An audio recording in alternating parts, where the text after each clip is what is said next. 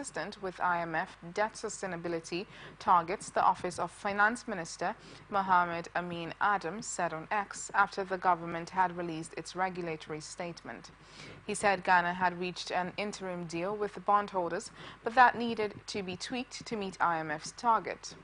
Ghana had been in formal talks with two groups of bondholders since March 16th, a group of Western asset managers and hedge funds, and another one including regional African banks. The regional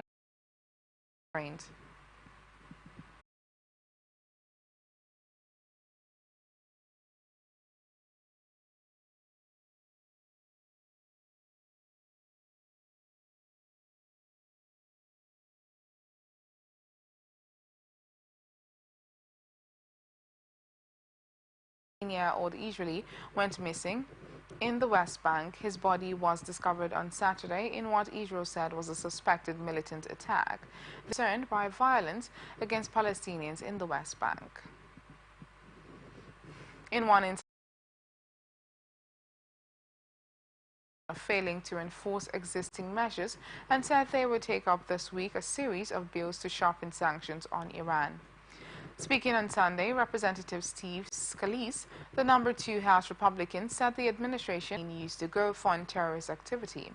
The political pressure to punish Iran creates a thorny problem for the administration: how to deter such attacks in future without escalating regional tensions, raising oil prices, or antagonizing China, the biggest buyer of Iran. Doubted Biden would take significant action to ramp up enforcement of existing U.S. sanctions to choke off Iran's Deputy Prime Minister Mohammed Al-Tamim, who co-chaired it. Antony Blinken said Iraq was concerned about its region being dragged into a wider war that will threaten international security and safety. And therefore, we call on all parties for self-restraint and respect of Iran-backed groups. Shiite Muslim armed groups have engaged in tit-for-tat attacks on U.S. forces linked to Israel's war in Gaza.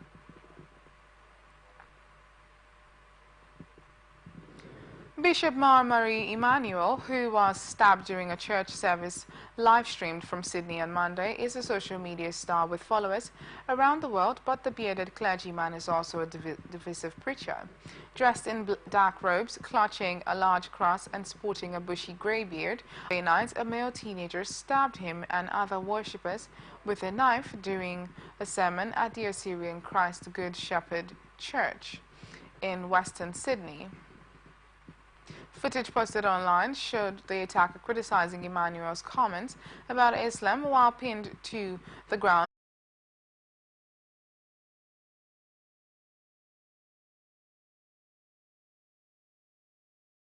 In terms of religious-motivated extremism, New South Wales Police Commissioner Karen Webb said during a press conference, after consideration of all the material.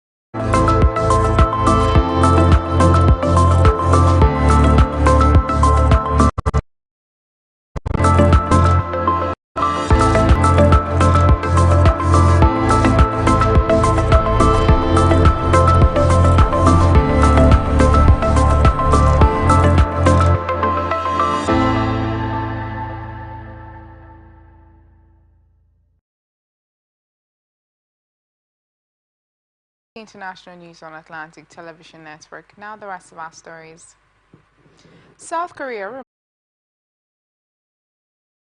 The pledge came after Chinese residents lobbied the country's top lawmaking body, the National People's Congress, over notices issued by local authorities imposing education, employment, and social security restrictions on family members of people in jail. Following our review, we deemed the notices not consistent with the Constitution nor with laws on education, employment, and social insurance, so we urge relevant departments to abolish the documents. The NPC responded, according to China Daily Hong Kong. Criminals should be liable and punished for their own misconduct, meaning that others shouldn't be implicated in the told the Guardian there was no evidence of legislative activity to end collective punishment and no officials had been held accountable since the announcement. Renee Zia, the director of CHRD, said it appeared to be a state-backed policy. A new law would hardly help eradicate its selective law enforcement in targeting these defenders, she said. China is helping Russia undertake its biggest military. Olaf Scholz heads to Beijing this weekend, and G7 foreign ministers meet next week in Italy. Announcing U.S. findings, officials said China was helping Russia in the production of drones, space-based capabilities, and machine tool exports vital for producing ballistic missiles. China has been the key factor in revitalizing Russia's defense industrial base, a senior U.S. official told reporters on condition of anonymity. Russia is undertaking its most ambitious defense expansion since the Soviet era and on a fast toppling its distinctive spire, which occupies the building next to Christiansborg Palace, the seat of the Danish parliament, wrote on X. Everyone is asked to stay away. Dramatic footage shows huge plumes of smoke, black smoke rising from the Dutch Renaissance-style building, which was undergoing renovation and clad in scaffolding. Police said they had blocked off a main road and part of the city's center. Copenhagen's fire service said the blaze was reported at 7:30 a.m. The extensive scaffolding around the building was making it harder to tackle the flames, it said, while the Boers fire service spokesperson Jacob Vedsted Andersen were in flames. It was touching to see Boers staff, emergency services, and passing Copenhagen's collaborate to save art treasures, he said. The Boers, commissioned by King Christian IV and built between 1619 and 1640, features a 56-meter spire in the shape of the tails of 4 dragons entwined. It housed Denmark's stock exchange until the 1970s.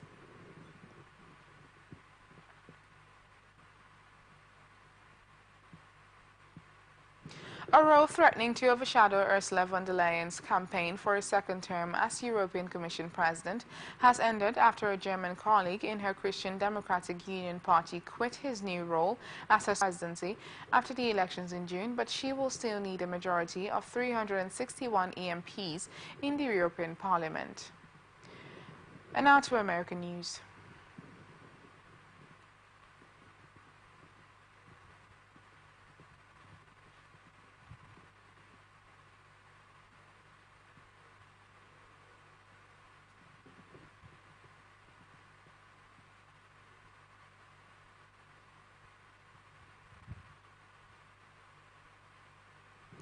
Donald Trump's historic hush money trial enters the second day on Tuesday as lawyers trying to select 12 New York City jurors to consider the guilt or innocence of the first former U.S. president to face criminal charges. The first day on Monday underscored the challenges of the task. Roughly half of 100 potential jurors questioned were dismissed after saying who is mounting a comeback White House bid while battling 4 separate